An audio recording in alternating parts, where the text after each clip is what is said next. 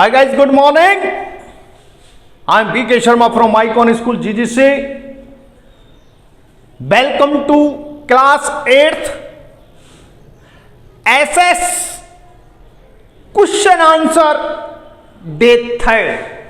Class 8th subject social science lesson first. ये आपकी social science है 8th क्लास की. Social science our past phase 3rd. Text book in history for class 8th. देखिए यह आपका lesson है, यह आपका लेसन है हाउ व्हेन एंड वेयर. इसके ये क्वेश्चंस मैंने आपको कंप्लीट करा दिए हैं. पहला लेट्स रिकॉल वाले तीनों क्वेश्चंस कंप्लीट करा दिए हैं. फिर लेट्स डिस्कस वाले 3 क्वेश्चन थे वो कंप्लीट करा दिए. अब गाइस आज सम इंपॉर्टेंट क्वेश्चंस हमने इस बुक में से अपनी तरफ से बनाए. इन क्वेश्चनों को 6 क्वेश्चनों को हमने अपनी तरफ से बनाए हैं और आज ही लेसन आपका कंप्लीट हो जाएगा. फर्स्ट लेसन आज आपका कंप्लीट हो जाएगा. कल मैं इसका सेकंड लेसन स्टार्ट करूंगा. तो गाइस ध्यान से देखिएगा. पहला क्वेश्चन क्या कह रहा है आपसे. सम इंपॉर्टेंट क्वेश्चन हमने रखे उसमें what do you mean bye history. What do you mean bye history. आप इतिहास से क्या समझते हैं. मीन आपका तात्पर्य क्या है. What do you mean bye history.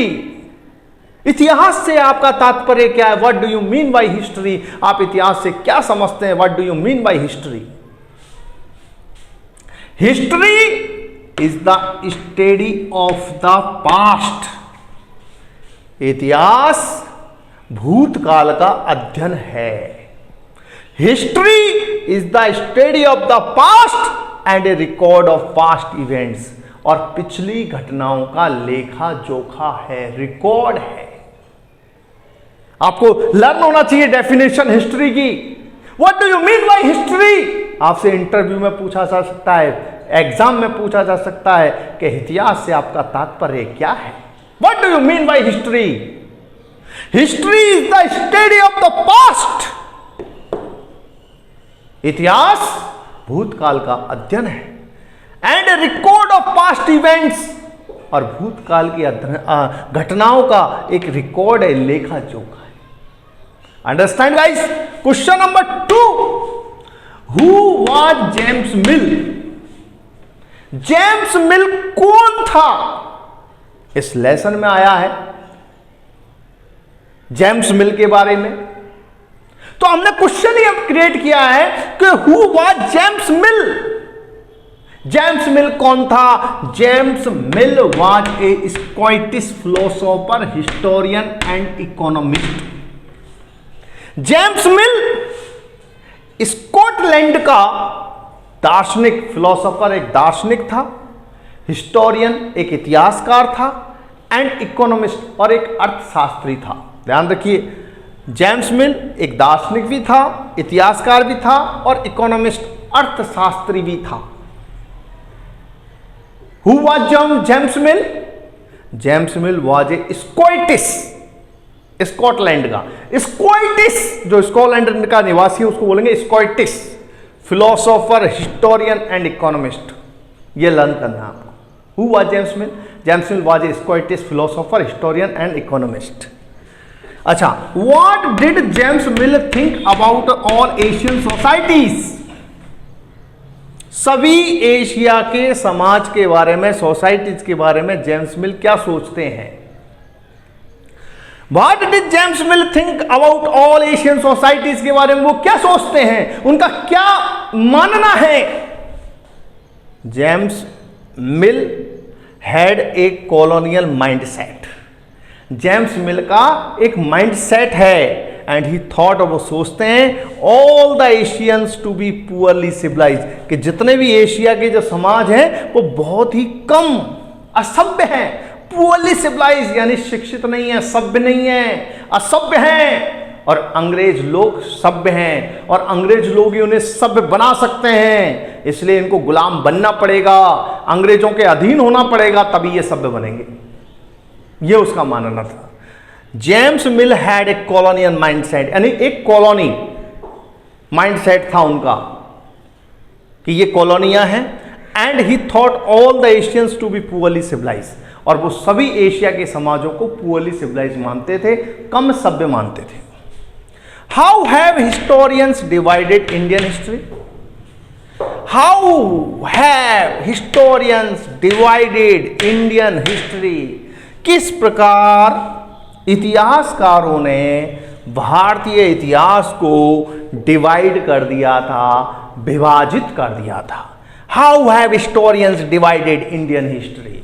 बताइए कैसे इतिहासकारों ने भारतीय इतिहास को विभाजित कर दिया था। हिस्टोरियंस, इतिहासकारों ने हैव डिवाइडेड इंडियन हिस्ट्री, भारतीय इतिहास को बांटा था इनटू एनिशियंट, प्राचीन में, मिडाइवल, मध्ययुगीन में, एंड मॉडर्न पीरियड, आधुनिक पीरियड में। एनिशियंट, मिडाइवल और मॉडर्न, इन 3 भागों में बांटा था। Question number 5, what do you mean by the term colonization? What do you mean? आपका तात्पर्य क्या है? Why the term colonization? Colonization से आपका तात्पर्य क्या है? Colonization is a process.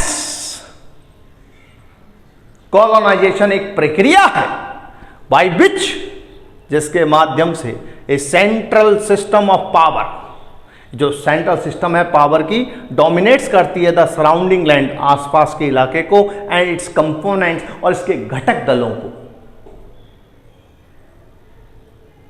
तो colonization, what do you mean by the term colonization से आप क्या समझते हैं? Colonization is a process by which a central system, जो सेंट्रल सिस्टम होता है और पावर का डोमिनेट्स करता है, नियंत्रित करता है, प्रभाव रखता है the surrounding land and it's components पे।